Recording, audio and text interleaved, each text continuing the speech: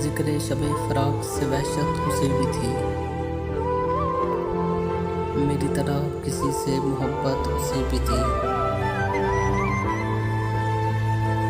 मुझको भी शौक़ था नए चेहरों की दीद का, रास्ता बदल के चलने की आदत उसे भी थी। उस रात देर तक वो रहा मैं वे गुफ्तगू, मसरूफ़ मैं भी कम था फ़राग़त उसे भी थी। मुझसे बिछड़ के शहर में घुल मिल गया वो शख्स, हालांकि शहर भर से अदावत उसे भी थी।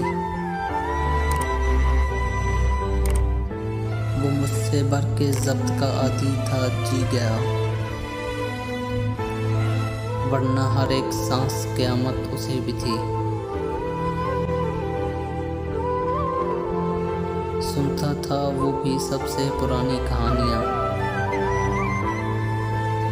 शायद रफ़ाक़तों की ज़रूरत उसे भी थी।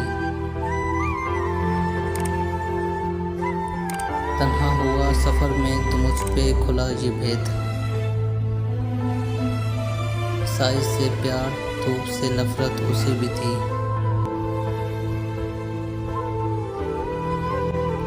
मोहसिन मैं उससे कह न सका यूं भी हाल दिल,